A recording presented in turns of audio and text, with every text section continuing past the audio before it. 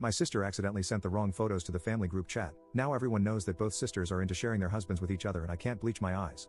For a bit of backstory, my sisters have been best friends forever. They were best friends in childhood, best friends in public school, and my oldest sister, Kat, even waited a year for my younger sister, Sherry, to finish high school so they could go to college at the same time. They went through college and ended up meeting two guys they would both marry shortly after, about a month apart. Kat has one kid, and Sherry has two. Anyway, they live in the same town and are still best friends. Sherry is a stay-at-home mom, while Kat works as an accountant. Both husbands work in office positions. Our family, immediate and extended, is big on email since everyone sends pictures of various things to each other, kids, vacations, etc. Sherry loves to send pictures of her kids to the family and includes all of us in the family group for mass emails. So, yesterday, she sent out a mass email titled, "Great evening, can't wait to do it again," with a folder attachment containing pictures. Not gonna lie, kids bore me, so I ignored it. About 10 minutes later, I got a text from a cousin of mine who is part of my social circle that simply said, "Holy effing crap." I asked what, and he said, "Did you look at Sherry's email?" I said no, and he told me to go look ASAP. Wow. So, Sherry and Kat are swingers with their respective husbands. They are also into group smashing. They are also into pictures.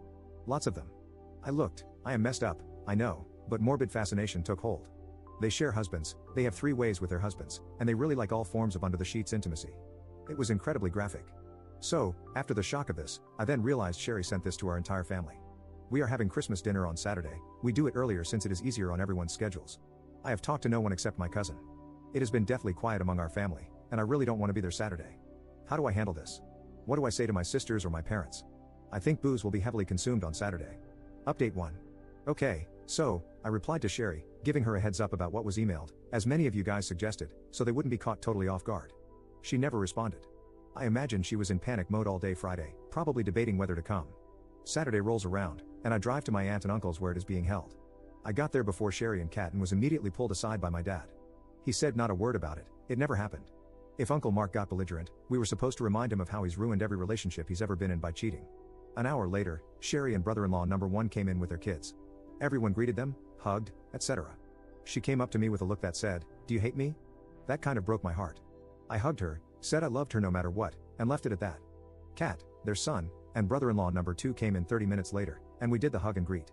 The rest of the dinner was normal, with no outrageous comedy lines or outbursts. That being said, I wanted to talk to one of them in private, because, after talking on here, I had questions. So last night, after the meal, those of us in the younger crew went to a bar not far down the road, while the older family watched the kids for the evening. All 4 of them hit the booze pretty fast, and I don't blame them.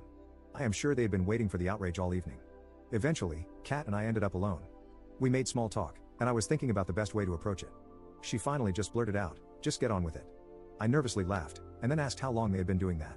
She said since college. They went to a party with their boyfriends, not their current husbands, and after drinking and taking X, they ended up all 4 in bed together. That started their new ventures. Later, they ended up trading boyfriends, to try something new. When they met their current husbands, they continued this practice and have been doing so since college. I asked why the pictures. She said they like to look at them to get in the mood. I asked how often they do these events. She said every 2 to 3 months, just something that spices it up for them. I asked if they do it with others, and she said no way. They're only comfortable with the 4 of them because they all have feelings for each other. I turned my head a bit at that, and she explained that she loves her husband more than anything, but after being with Sherry's husband on that basis for nearly 7 years, she couldn't help but have feelings for him. She said Sherry feels the same for her husband. She said her connection with Sherry has always stayed incredibly strong, and they have never felt jealousy. She said it makes the 4 of them closer as best friends. She told me that if either of their husbands went outside of the 4 of them, they'd cut their manhood off. My sweet sisters discussing cutting off the sacred sword was a pretty big shock, though it was in jest. I asked if they ever get with the other husband without their sister or their own husband. She said when they were younger they would, but work and life now restrict how often they can, and for the last few years, the interactions have always involved all 4 of them. So, it came down to the final big question, one that I had been working up the nerve to ask. Do you and Sherry ever do anything? She looked at me for a while, probably deciding if she should answer. She told me they had messed around with each other 4 times, once by themselves before they met their husbands and 3 times since. She said it takes being extremely in the mood and also depraved to even consider it, and it hadn't happened in years, but they had in the past, and who knows what the future holds. So, we had a few more drinks, just letting it all settle. Not going to lie, I enjoyed being close enough for her to open up to me. I had never experienced that before.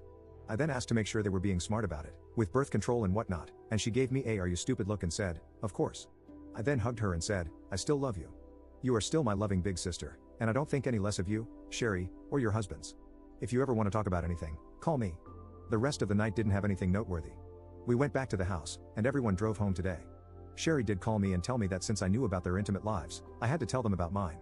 I said, I don't really have anything interesting like that I know of. Who knows what I will discover one day. The only partner I have had for a while is my hand. My intimate life is nowhere near as interesting as theirs. She ended the call with, thank you for still loving me, which kind of caught me off guard. Thus, Christmas dinner with the family ended, with no additional drama or fires. Commenter. Not even Batman could get that information out of me.